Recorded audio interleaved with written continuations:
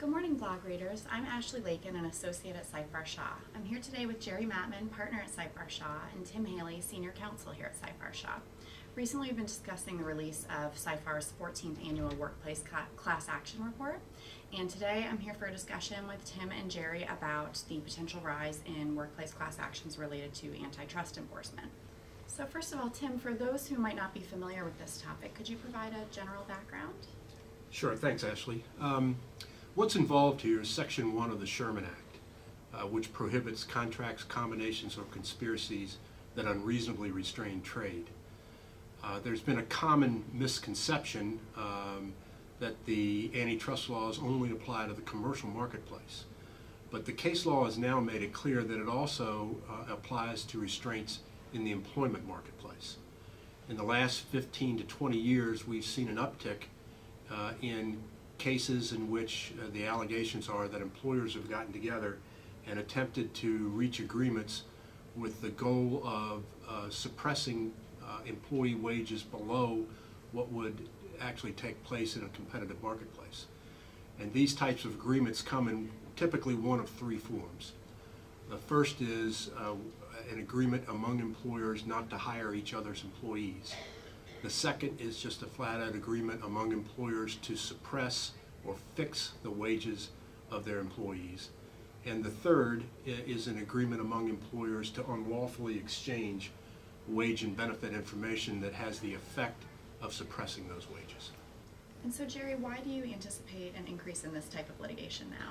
Well, I think that it is somewhat a reflection of the private plaintiffs' bar pivoting off developments that are occurring with the Department of Justice. In October of 2016, the Department of Justice and the Federal Trade Commission issued some guidelines with respect to this particular area that raised the profile and caused a boomerang effect with a few workplace class actions being filed. And then in January of this year, in 2018, the Assistant United States Attorney General indicated that these types of agreements were on the radar of the Department of Justice and likely could involve criminal enforcement actions. And typically whenever those sorts of government enforcement litigation is initiated, private plaintiff workplace class actions follow.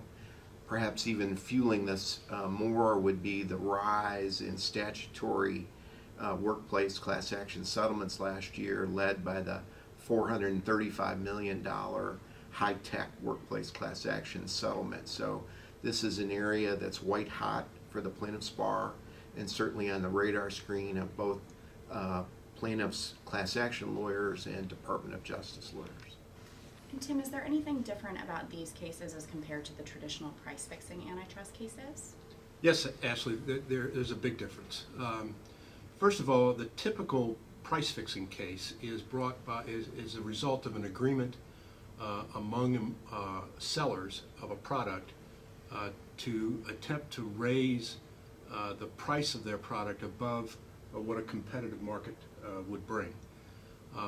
These cases that we're talking about now in the employment marketplace are just the reverse of that. It's a buyer-side conspiracy, and it's an agreement by the employers in an attempt to suppress the wages of these employees. And that results in some very significant differences that affects class certification. The decisions on what to pay employees and which employees to hire involve very complex factors. And you compare that to a group of sellers who are simply selling what are seen as commodity or fungible products. There are not as many complex factors involved in those decisions. Thus, they create opportunities for defendants in these cases to either defeat class certification or to fracture the class in some way. And Jerry, do you have any thoughts on strategies for defending these cases? Well, often people think this is a slam dunk for the plaintiffs' bar. They're simply suing over a policy.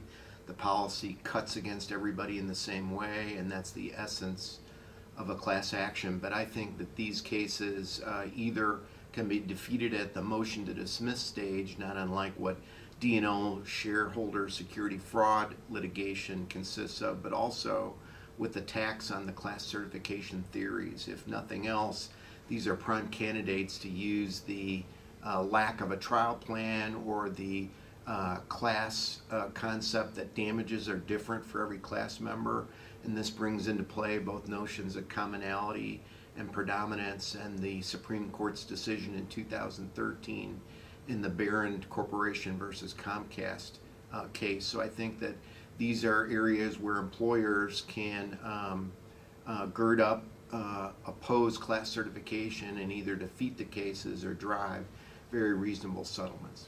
Tim, do you have any additional thoughts? Yes, Ashley, I agree with Jerry that the key issue in these cases is class certification.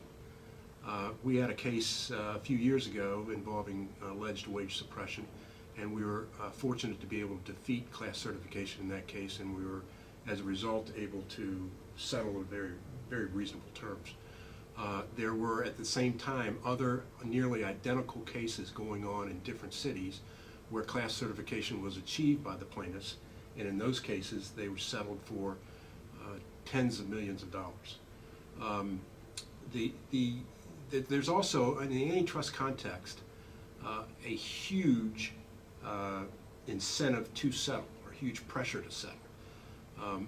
The antitrust damages are automatically tripled, plus you get attorney's fees.